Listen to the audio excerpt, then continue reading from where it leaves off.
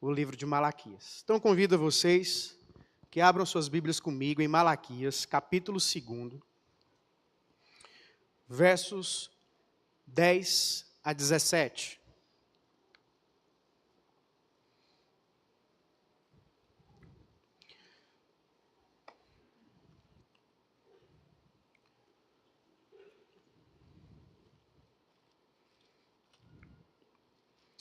Malaquias, capítulo 2, versos 10 a 17, a minha versão é a NAA, então possa ser que algumas de vocês sejam diferentes.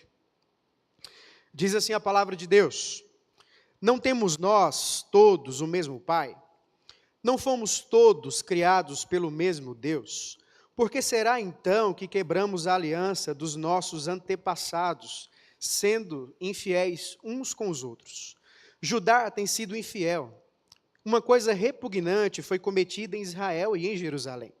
Judá desonrou o santuário que o Senhor ama. Homens casaram-se com mulheres que adoram deuses estrangeiros.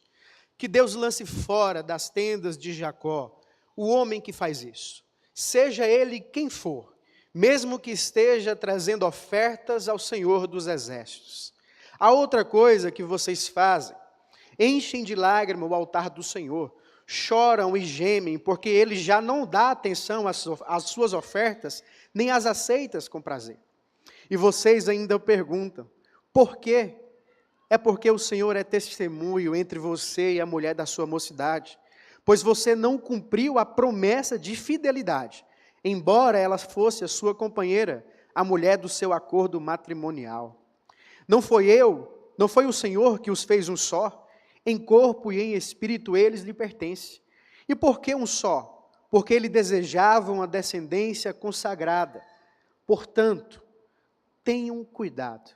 Ninguém seja infiel à mulher da sua mocidade. Eu odeio o divórcio, diz o Senhor, o Deus de Israel. E também odeio o homem que se cobre de violência, como se cobre de roupas, diz o Senhor dos Exércitos. Por isso, tenham bom senso. Não sejam infiéis. Vocês têm cansado o Senhor com suas palavras. Como temos cansado? Pergunta o povo. Vocês ainda perguntam. Quando dizem: todos os que fazem o mal são bons aos olhos do Senhor, e Ele se agrada deles. E também quando perguntam: onde está o Deus da justiça? Vamos orar. Deus, obrigado por mais essa oportunidade que o Senhor nos dá. Obrigado, Senhor, por Tua palavra, pela vida de cada um dos nossos irmãos que estão aqui hoje. Que seja, Deus, um momento oportuno para que as nossas vidas possam ser alcançadas pelo Senhor. Ó Deus, desperte no nosso coração a importância de percebermos o que o Senhor tem feito por nós e aquilo que o Senhor nos adverte. Louvado seja o Senhor por este momento e que o Senhor, Pai, continue abençoando todo o restante deste culto, em nome de Jesus. Amém. Meus irmãos, como já é de conhecimento de alguns, nós estamos estudando o livro do profeta Malaquias. O livro do profeta Malaquias é o último livro dos profetas no Antigo Testamento. E por ser esse último livro dos profetas, Malaquias traz uma série de advertências para que o povo se encontrasse mais uma vez nos seus caminhos diante do Senhor. É claro que, se nós pensarmos um pouco sobre contextos, o de Malaquias difere algumas coisas do nosso contexto atual. Mas, se nós pensarmos no conteúdo da mensagem do Evangelho, ela não se modifica mesmo passando por algumas gerações. Malaquias, ele começa com uma sentença pronunciada do Senhor contra o seu povo. No Antigo Testamento, nós estamos acostumados com sentenças do Senhor contra nações ímpias, nações impuras. No Antigo Testamento, nós estamos acostumados com o pronunciamento do Senhor, de uma forma que ele se encontre, ou faça com que as nações vizinhas de Israel encontrassem ele dessa forma.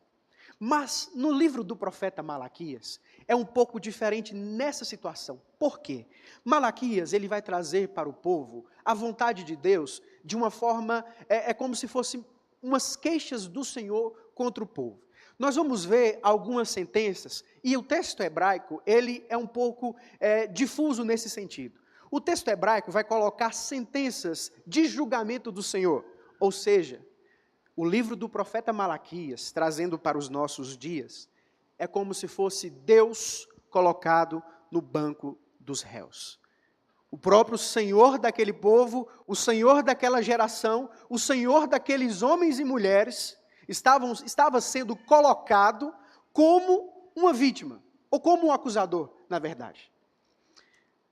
Dentro das queixas que nós já pronunciamos aqui em algumas partes, nós vamos ver que as queixas do Senhor, no livro de Malaquias, começam principalmente na adoração, como que eles estavam adorando ao Senhor. Depois essa queixa de Deus se volta contra os sacerdotes, como que eles estavam liderando o povo de Deus.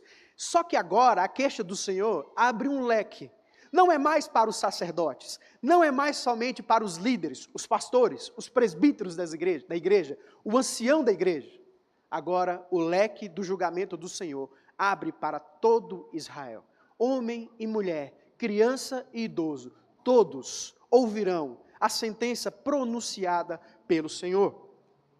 Visto que Malaquias, meus queridos, enfrentou as mesmas dificuldades que Esdras e Neemias enfrentavam quando eles voltaram do cativeiro babilônico, agora Malaquias está diante de um povo impuro, mesmo tendo conhecimento do Senhor, mesmo conhecendo a graça de Deus em favor deles, esse povo agora se volta contra Deus, e de uma certa forma, era como se Israel declarasse ativamente: nós cansamos do Senhor, nós não temos mais prazer no Senhor, o Senhor não tem efeito nenhum para nós. Israel colocou Deus diante de um tribunal, agora Deus ouviria as queixas do seu povo. Mas meus irmãos, o capítulo 2, ele começa com a condenação dos sacerdotes. Depois, Deus muda essa sentença e acusa o povo de Israel. E quais são essas acusações que o Senhor está falando? Nós vamos ver acusações contra o dízimo, contra a infidelidade dos sacerdotes, contra a opressão dos mais pobres, além dos casamentos mistos e divórcios. Muitos comentaristas do Antigo Testamento situam o livro do profeta Malaquias no tempo do rei Artaxerxes II, o rei persa. E é importante nós lembrarmos e fazer um adendo aqui, mesmo que Israel estivesse livre da opressão do cativeiro babilônico, eles estavam sendo subjugados pelos persas. Portanto, quando Deus acusa Israel de entregarem animais impuros, ofertas imundas ao Senhor, Deus fala o seguinte para eles: vocês apresentam essas mesmas ofertas ao seu governador? O governador ali não é o governador de Judá, mas o próprio governador da Pérsia. Então, Israel está diante de um limbo. Ou eles adoram ao Senhor verdadeiramente, ou eles se prostram diante do Senhor como o verdadeiro povo de Deus, ou eles vivem a vida deles como eles querem viver, fazem o que eles querem fazer, e Deus para eles não tem efeito nenhum. A palavra de Deus não tem efeito nenhum. Não existe moral e ética, biblicamente falando, para aquele povo. E diante disso, irmãos, diante do contexto e do texto do livro do profeta Malaquias, eu quero trabalhar com os queridos sobre o seguinte tema: renovando os laços. O caminho do arrependimento para a fidelidade. Mas como renovar os laços para um caminho de arrependimento e fidelidade? Os versos 10 a 12, eu vou ler na versão da Ara, diz assim: não temos nós todos o mesmo Pai? Não criou o mesmo Deus? Por que seremos desleais uns para com os outros, profanando a aliança dos nossos pais? Judá tem sido desleal, e a abominação se tem cometido em Israel e em Jerusalém, porque Judá profanou o santuário do Senhor, o qual ele ama, e se casou com a adoradora dos seus deuses, de Deus estranho.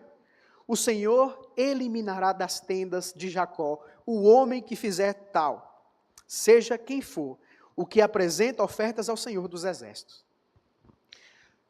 A primeira sentença que Malaquias pronuncia contra o povo de Israel é para que ele se lembrasse da aliança. Eles estavam quebrando um pacto que Deus havia feito por eles. E por mais que o Antigo Testamento seja um texto cheio de datas, seja um texto cheio de regras, de normas, de práticas que Israel deveria fazer e obedecer diante de Deus, o próprio povo de Deus se esquece disso com o passar do tempo. Vale um pouco lembrar que o contexto do profeta Malaquias está 100 anos depois do cativeiro babilônico. Isso quer dizer que eles não tinham mais o templo, eles não tinham mais a Jerusalém como um portal de segurança física para eles não tinham mais os reis, e os sacerdotes haviam se corrompidos. O que isso quer dizer? Eles perderam a garantia que o próprio Deus deu para eles. E eles colocaram Deus em uma saia justa, como se Deus pudesse ficar, lógico, mas eles tentaram colocar o Senhor numa saia justa. Como? Deus, o Senhor não nos prometeu um povo? O Senhor não nos prometeu uma terra santa? O Senhor não nos prometeu farturas, um povo rico? E de fato o Senhor promete o povo, mas a promessa do Senhor, ela é levada em conta quando há obediência. O povo de Deus não obedecia mais ele. O povo de Deus profanava a aliança dele com os próprios deuses pagãos. E agora eles estavam cometendo uma abominação diante de Deus. E qual era essa abominação? O divórcio e casar-se com pessoas que adoram deuses estrangeiros. Mas essa aliança que Deus chama esse povo para relembrar, é a aliança que todos nós conhecemos, a aliança de Deus com Abraão, Isaque e Jacó. É uma aliança patriarcal, do qual nós, e a teologia chama, uma aliança patriarcal. E por que essa aliança havia se perdido? No Antigo Testamento, a forma mais comum da palavra de Deus ser transmitida era através do que nós chamamos na teologia de tradição oral. O que seria essa tradição oral? Quando nós vamos ler os cinco primeiros livros da Bíblia, do qual entendemos que é o Pentateuco ou a Torá, Deus chama Moisés até o monte, Deus fala para Moisés as leis, e Moisés transcreve essas leis em tábuas. Deus passou essa tradição oral para aquele povo. E Deus ordena depois para que Moisés passe essa tradição adiante. E essa tradição oral, irmãos, era o seguinte: todos ouviam sobre o Senhor, todos entendiam sobre o Senhor, sobre o caráter de Deus, sobre o ser de Deus, sobre os atributos de Deus, e agora eles passariam adiante essa tradição. Então, todo ou parte do conhecimento da revelação de Deus no Antigo Testamento é levado em conta dessa forma de uma tradição oral, de pai para filho, filho para filho, de geração em geração. Essa era a forma que Deus usou para se revelar a Israel no Antigo Testamento. E o que estava acontecendo agora? Eles foram para o exílio, primeiro dos assírios e depois dos babilônicos, e se perderam. Não existia mais essa tradição oral. Não existia mais esse conhecimento de Deus. Não existia mais o conhecimento patriarcal do que Deus havia feito através dos patriarcas em Gênesis. Eles perderam a noção do que o Senhor havia feito e a partir disso se perderam em seu comportamento mutual. Eles começaram a adorar outros deuses, eles começaram a se casar com pessoas estranhas, eles começaram a fazer adorações abomináveis diante do Senhor. E a queixa de Malaquias aqui é o seguinte: vocês fazem isso porque vocês perderam a noção do que é aliança. Irmãos, a aliança nada mais é do que duas partes entrando em comum acordo. Deus fez uma aliança com Abrão. Deus fez essa aliança com Adão, e Adão se perde nessa aliança. Adão não cumpre a aliança, Adão não cumpre o pacto, Adão cai em pecado. Deus então começa a chamar outros homens para fazer essa aliança. E Deus chama Abraão, Deus chama Isaque, Deus chama Jacó, e apresenta para eles o seguinte: eu sou o Deus de vocês, eu sei o que eu estou fazendo, e vocês devem me obedecer. Levando em conta, irmãos, que a parte de Deus sempre era cumprida.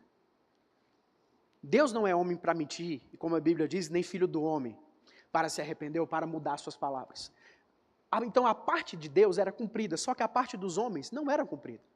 Porque os homens, eles queriam uma facilidade muito grande de buscar o conhecimento e buscar os prazeres em si mesmo.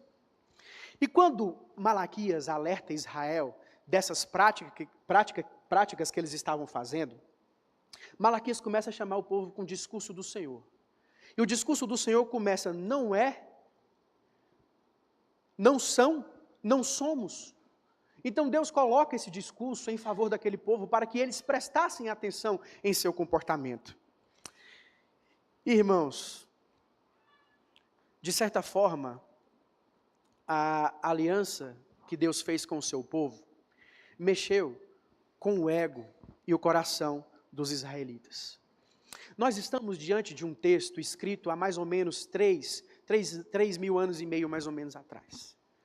Esse texto escrito há 3.000 anos atrás, ele chama a nossa atenção, hoje, para uma parte interessante da nossa vida.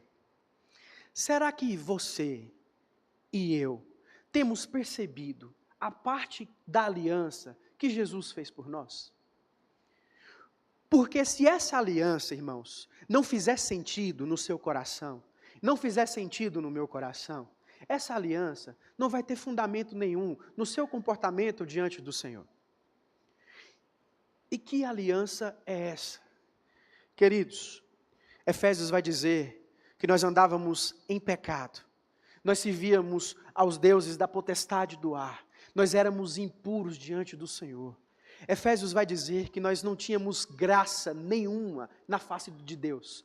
E mesmo assim, Deus envia Jesus ao mundo, a um mundo corrompido, a um mundo pecador, e Jesus então é triturado por causa dos nossos pecados, e é colocado sobre ele a culpa que eu e você tínhamos que carregar. E naquela culpa que eu e você tínhamos que carregar, ela foi vertida na cruz do Calvário, e o sangue de Cristo desce, escorre o madeiro, e então purifica a minha vida e a sua vida.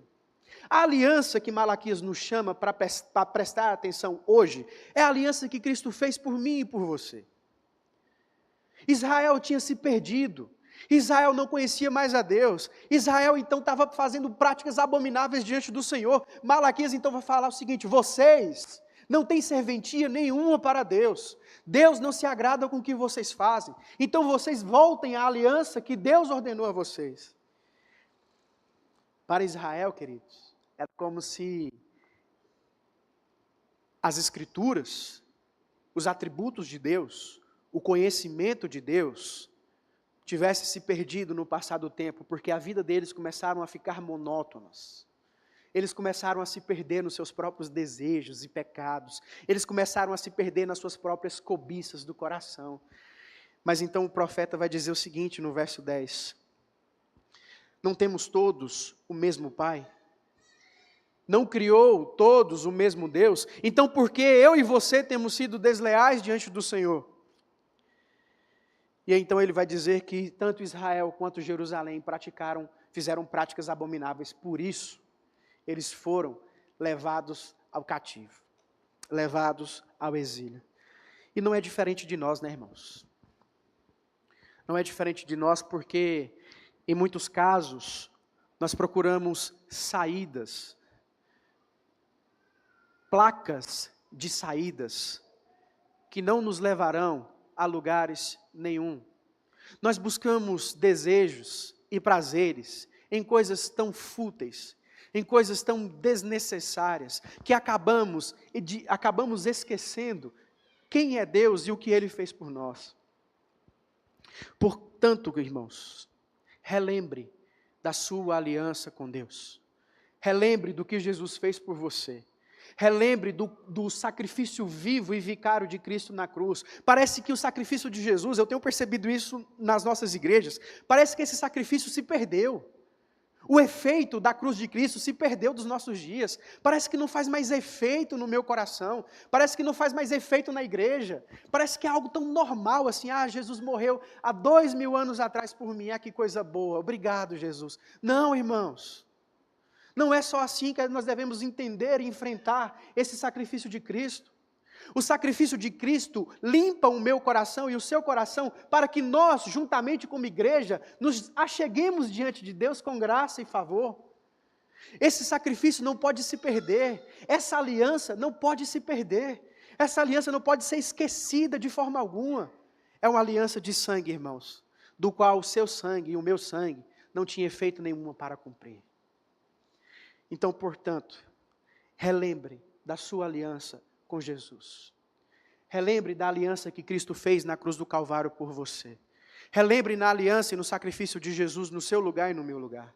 Não leve uma vida como se isso fosse algo tão distante de nós, algo tão passageiro, algo tão simbólico, algo tão simples. Não é. Jesus não é um simples homem. Jesus não fez um simples sacrifício. Jesus não morreu por favor dele mesmo. Jesus morreu para que eu e você nos acheguemos a Ele com um coração puro e limpo. Por isso, relembre da aliança. E em segundo lugar, irmãos, para manter ou para termos esse recomeço, esse laço de amor com Deus, nós devemos manter a fidelidade. Os versos 13 a 16, eu não vou ler para não ficar um pouco extenso, mas os versos 13 a 16, o próprio Malaquias, começa a falar para o povo que prática é essa que eles tanto fazem. E por que isso é desleal diante de Deus? O profeta aborda a questão do divórcio e da infidelidade dentro de um contexto específico, um contexto religioso, social e espiritual. As preocupações do profeta nessa parte do texto era que aquele povo reconhecesse. E qual era essa prática do divórcio que eles faziam? Israel havia se cansado de Deus. Deus não tinha mais efeito nenhum para eles. Então o que é que eles fazem? Eu não quero continuar dentro da aliança, o casamento é uma aliança. Eu não quero continuar dentro dessa aliança com os judaizantes ou com os hebreus. Então o que é que eu faço? Eu divorcio da minha esposa e do meu esposo, eu pratico adultério com a minha esposa ou com o meu esposo, para que assim fora dessa aliança, eu consiga viver de uma forma que eu não estou nem aí para nada. Israel chegou nesse ponto com Deus. Eles praticavam o divórcio. O divórcio, Deus aqui trata, e é uma questão tão bela que Deus fala sobre o casamento. E o profeta, ele vai usar em uma arte poética do Antigo Testamento, que nós chamamos de poesia hebraica. E ele vai estruturar, parte por parte desse texto, como uma poesia, mesmo sendo uma sentença dura diante de Deus, diante dos homens. E ele vai dizer: outra coisa que vocês fazem, verso 13, enchem de lágrima o altar do Senhor, choram, gemem, porque Ele não dá atenção às ofertas, e nem as aceita com prazer. Em outras palavras, irmãos, Malaquias está dizendo para o povo, não adianta vocês vestirem as roupas de domingo, não adianta vocês virem aqui para a igreja, não adianta vocês entregarem o dízimo de vocês, adorarem a Deus aqui, louvarem a Deus da forma que vocês acham que deve louvar, cantar louvores ao Senhor, maravilhado com a presença dEle, se o seu coração não estiver com Ele. De nada adianta disso. O profeta está falando para eles o seguinte: vocês entregam o dízimo de vocês, vocês vêm na presença de Deus, lembrando que no capítulo 1, Deus vai dizer, quem dera se houvesse alguém que fechasse as portas da igreja, para que ninguém viesse no santo templo, e ninguém prestasse culto para Deus, porque para Deus ninguém estava prestando. E agora o profeta está dizendo, vocês enchem de lágrimas, se debruçam no altar do Senhor, gemem na presença de Deus, mas o seu coração não está nele. O chamado à fidelidade, e vale lembrar aqui que o texto de Malaquias começa com a sentença em hebraico, Massá debar yaver el Israel, uma sentença, Massá, uma sentença de Deus pronunciada e promulgada contra Israel. E essa sentença do Senhor, irmãos, era o seguinte: para o povo, o culpado era só os líderes. Eles não tinham culpa nenhuma. Os líderes judaicos levaram eles ao pecado. Os líderes levaram ele a cometer os adultérios. Os líderes levaram eles a esquecerem do Senhor. Não. O Israel, do qual Deus pronuncia a sentença, é Israel como nação. Um por um daquele povo estavam sendo levados diante de Deus para serem julgados pelo próprio Senhor. E como uma forma de evitar um novo exílio, Malaquias então, e aqui entra uma expressão que é o massá, mas Malaquias entra com uma expressão de sentença, e essa sentença de Malaquias, assim, a Bíblia hebraica nos dá a ideia que Malaquias estava de joelhos. Malaquias se colocou de joelhos e gritava no meio das ruas, de Jerusalém. Não era uma sentença qualquer. Não era uma procura qualquer. Não era uma acusação qualquer. Malaquias estava chamando o povo ao arrependimento, à fidelidade a Deus. Malaquias estava chamando aquele povo para que eles reconhecessem. E o fato de Deus advertir no verso 15, ninguém seja infiel à mulher da sua mocidade, e no início do verso 16, eu odeio o divórcio, mostra que o próprio Deus está descontente com essa situação. A palavra hebraica aqui, e não tem como nós trazermos esse texto sem trazer essa realidade do texto hebraico.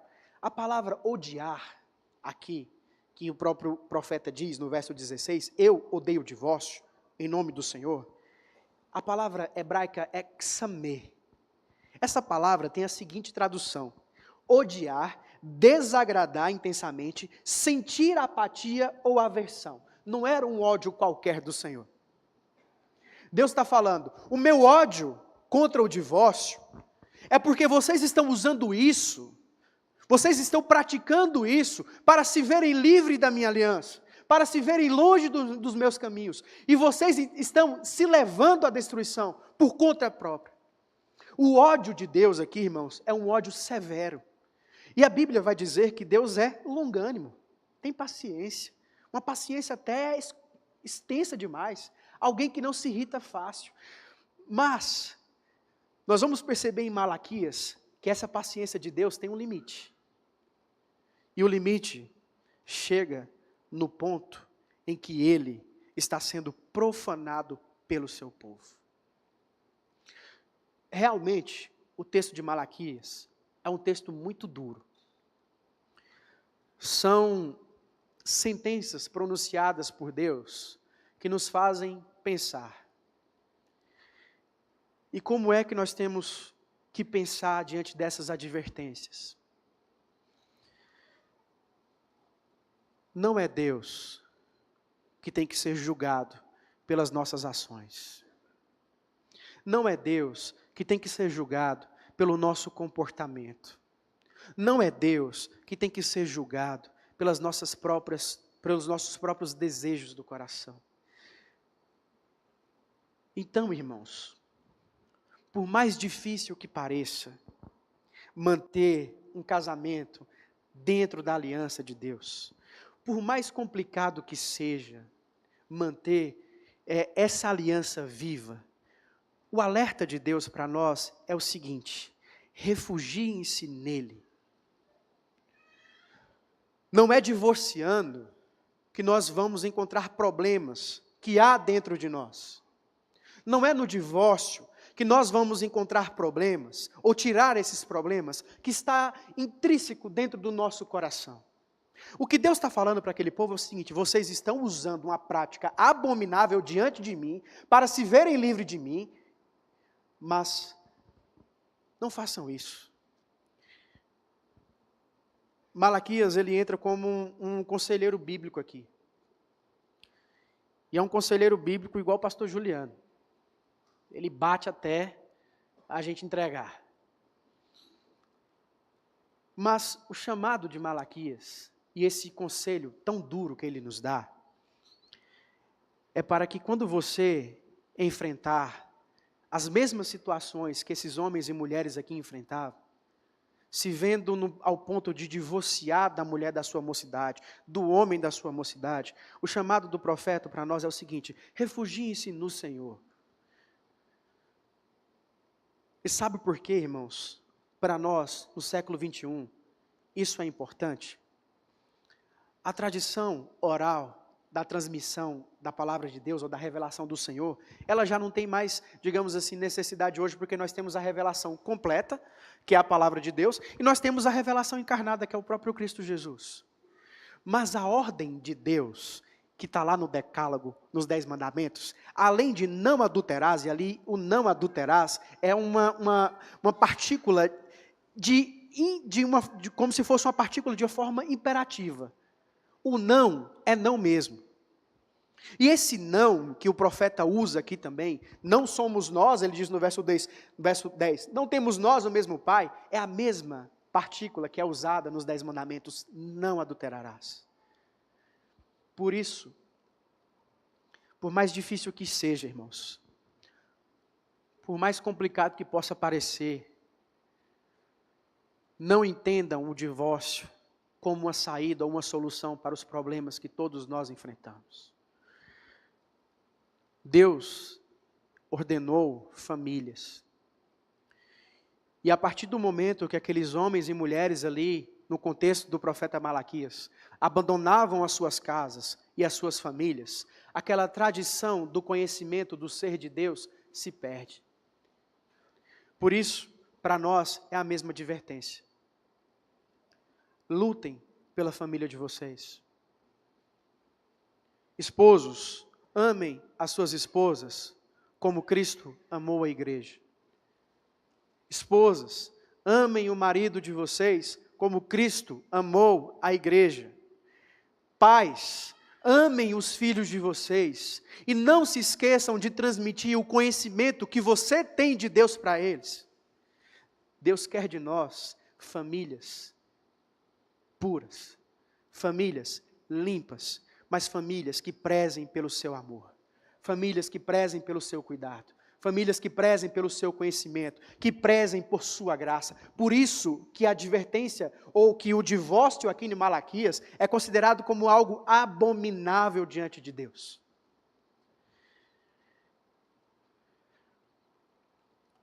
E por fim, irmãos, para renovar os laços e manterem a fidelidade do Senhor, o verso 17, que está praticamente dentro da perícope do verso 3, capítulo 3, diz o seguinte: enfadais o Senhor com as vossas palavras, e ainda dizeis, em que o enfadamos? Nisto que pensais, qualquer que faz o mal passa por bom aos olhos do Senhor, e desses é que ele se agrada, ou onde está o Deus do juízo? A NAA vai trazer essa última parte do texto, onde está o Deus da justiça. E no livro de Malaquias, há uma série de acusações do povo contra Deus, como eu já falei. Mas, quando o limite do Senhor chega no seu máximo, Deus vai dizer, de uma forma tão pesada para Israel, o seguinte: vocês têm cansado o Senhor com as vossas palavras. E quais eram essas palavras, irmãos? Israel questiona Deus aqui, dizendo, o Senhor está passando o pano para os ímpios aí que estão prosperando. O Senhor não está dando ouvido para a maldade. Nós estamos ficando para trás. Os ímpios, aqueles que te profanam, aqueles que te odeiam, eles estão prosperando, estão ficando ricos. Não é a mesma acusação que Davi faz no Salmo 137, Salmo 37, desculpa, e Asaf faz no Salmo 73? Os ímpios prosperam e o Senhor não faz nada. Eu não sei se os irmãos lembram o texto de Lucas, capítulo 24, nos versos 15 em diante, diz assim: enquanto conversavam e discutiam, o próprio Jesus se aproximou e começou a caminhar com eles, mas os olhos deles foram impedidos de reconhecê-lo. Ele lhes perguntou, sobre o que vocês estão discutindo enquanto caminham? Eles pararam, com os rostos entristecidos. Um deles, chamado Cleopas, perguntou-lhe, você é o único visitante em Jerusalém que não sabe das coisas que ali aconteceram nesses dias? Que coisas? Perguntou Jesus. O que aconteceu a Jesus de Nazaré? Responderam eles.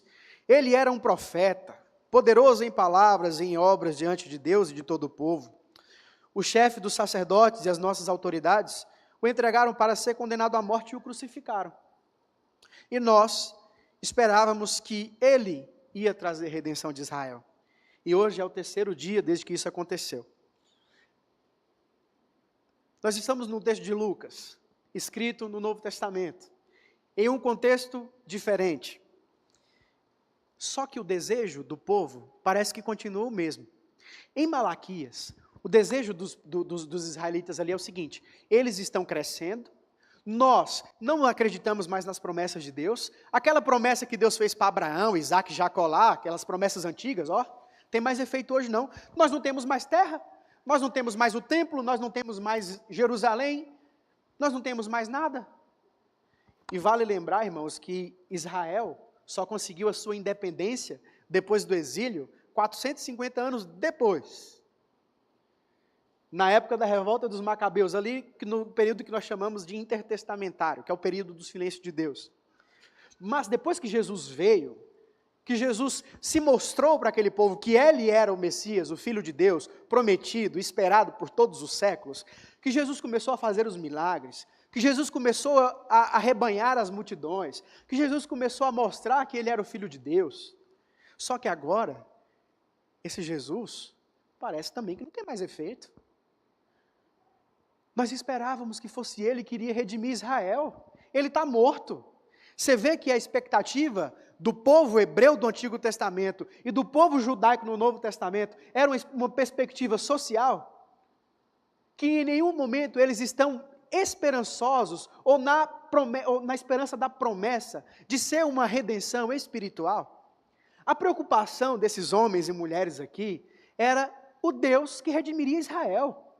Era uma redenção física. Eles esperavam que Jesus subisse em um cavalo branco, embanhasse uma espada como cavaleiro e destruísse os romanos, destruísse os assírios, destruísse todos os povos inimigos de Israel e elevasse Israel no mais alto patamar deles. Só que Jesus, assim como Isaías diz, veio como um servo sofredor. Jesus veio como alguém humilde, simples. Jesus não se mostrou como um rei que tanto eles esperavam. Nós podemos perceber que a preocupação desses discípulos, aqui em Lucas, era uma redenção física. Eles estavam preocupados com a redenção física de Israel. Irmãos,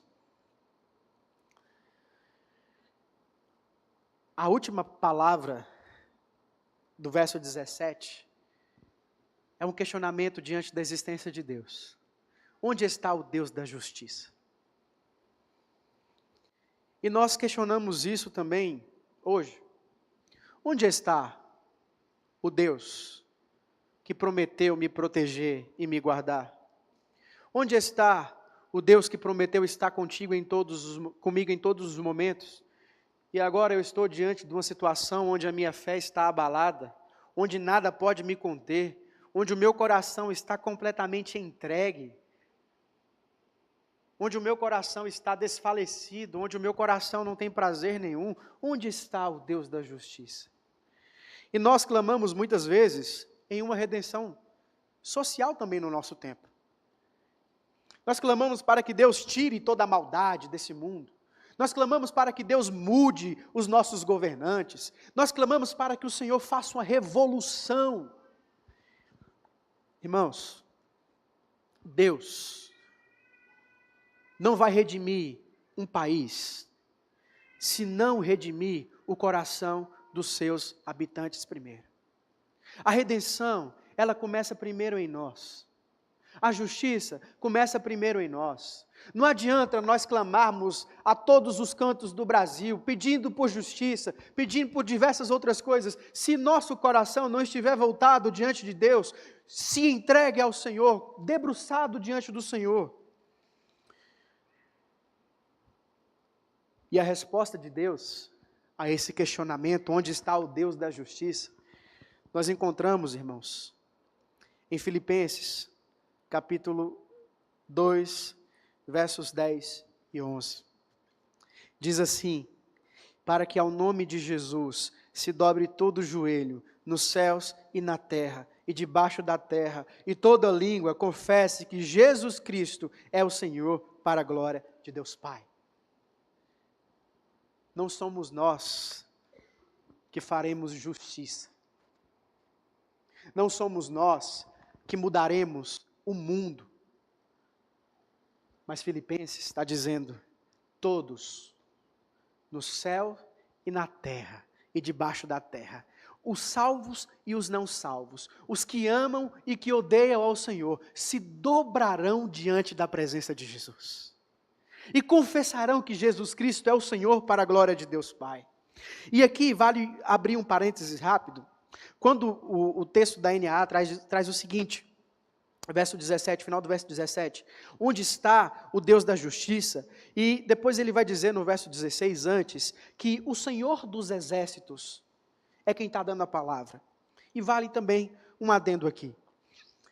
O nome Senhor dos exércitos é o que nós chamamos de Yahvé Savat, dá a ideia de um comandante completamente diferente, chamado de dono dos exércitos, ou melhor, aquele que tem o domínio bélico superior a qualquer exército do mundo. O que é que a Bíblia diz, irmãos? É o Senhor dos exércitos que lutará por nós. É o Senhor dos exércitos que vencerá as nossas batalhas. É o Senhor dos exércitos que fará com que o mundo se prostre diante dele. É o Senhor dos exércitos que consumirá o coração daqueles que desconhecem a Ele. É o Senhor dos exércitos que mudará a realidade de um mundo corrompido para um mundo redimido na presença do Senhor. Por isso, confie na justiça de Deus. Confie na justiça do Senhor. Por mais que o Antigo Testamento ele seja um texto um pouco maçante de dizer, a mensagem do Antigo Testamento é clara.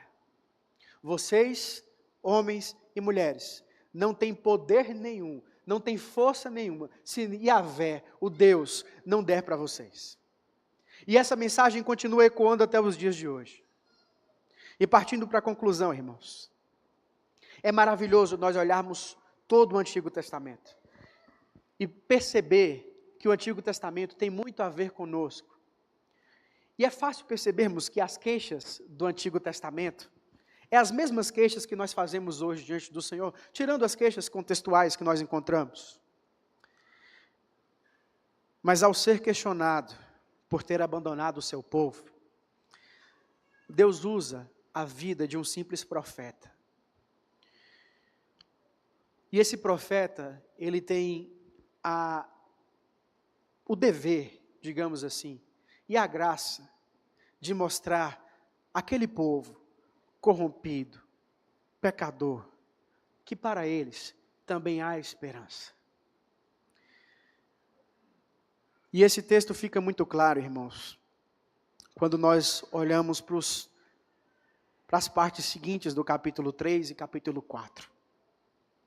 Nós vamos ver que essa dureza nas palavras de Deus, no capítulo 1 e 2, ela começa a perder um pouco a força. Não que Deus perdeu a força em si, mas Deus mostra para eles, apesar do pecado deles, apesar da ignorância deles, apesar do erro deles, apesar dos divórcios, apesar da idolatria, apesar de toda a maldade que eles carregavam no coração, Deus mostra para eles o seguinte, capítulo 3, verso 1.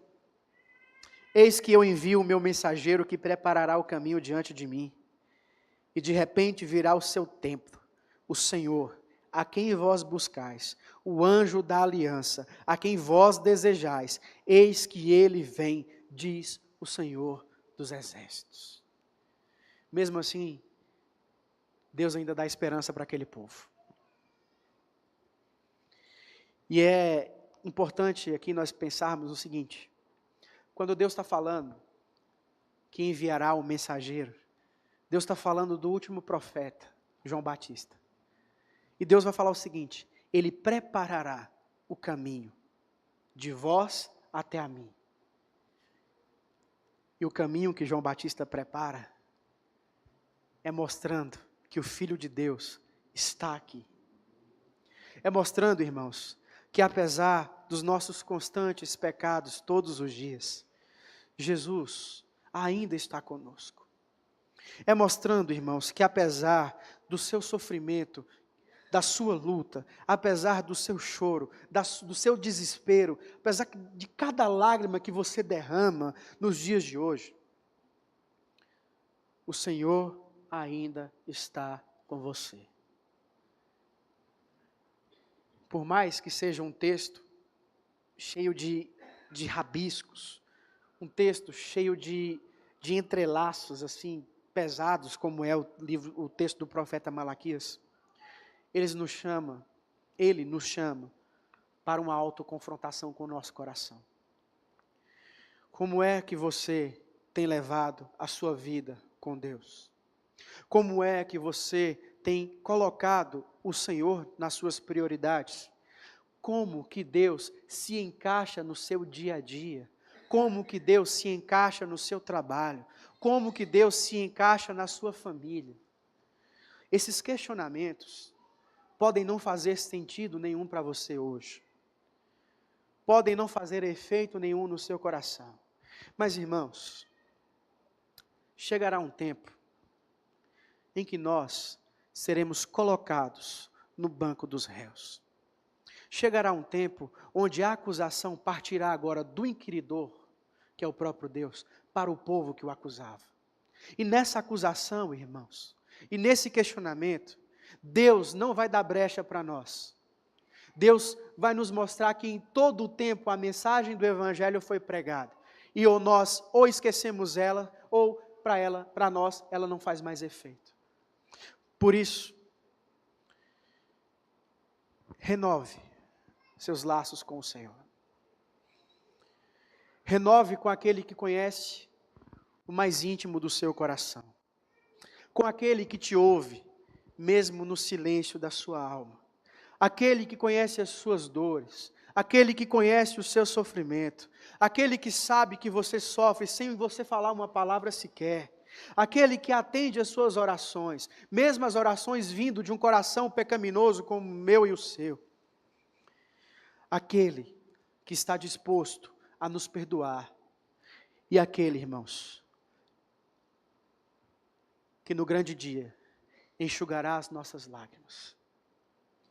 E aquele que nos trará a verdadeira esperança.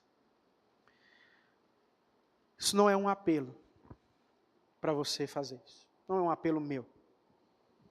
Mas esse, irmãos, é um chamado. Um chamado para que você não busque essas coisas em lugares, em pessoas que jamais irão te preencher.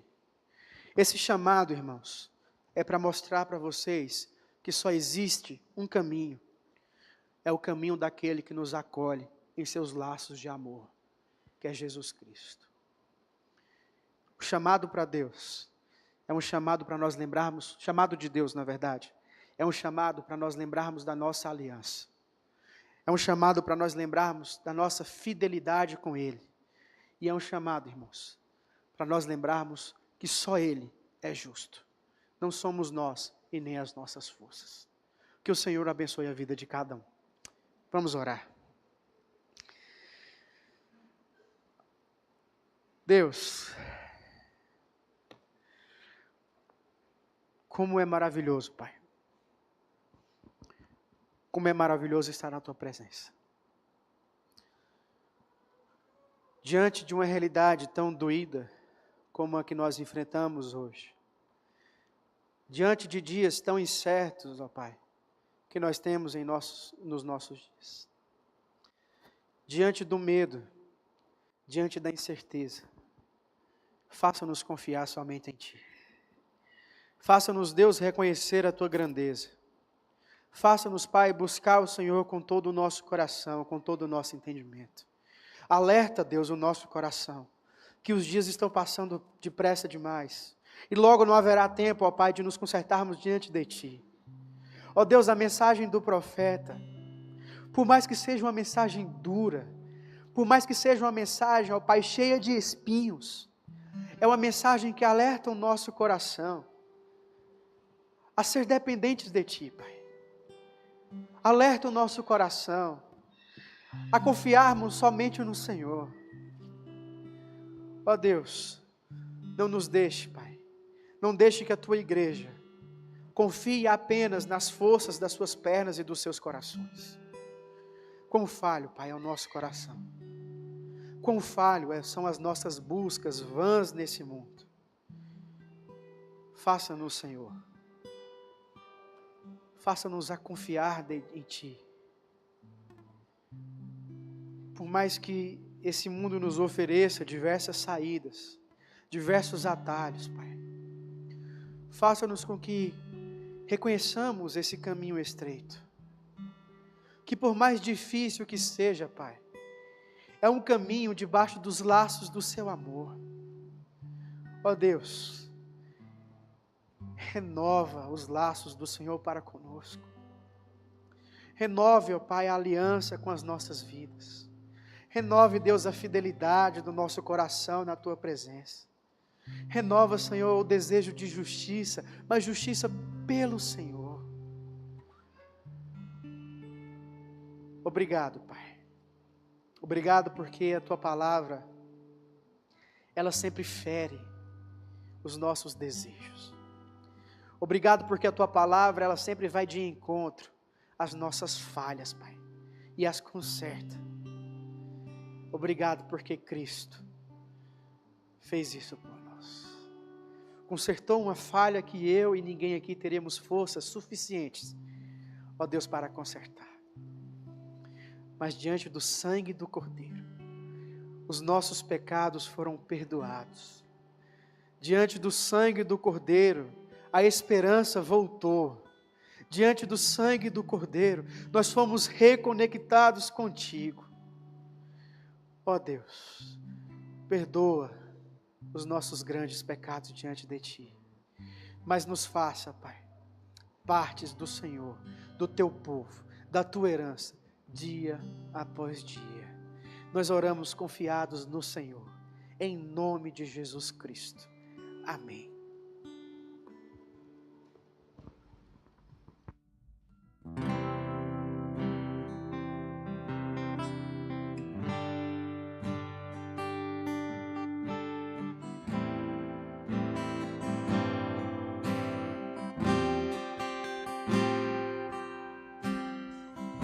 Andei tão cego, sem rumo certo,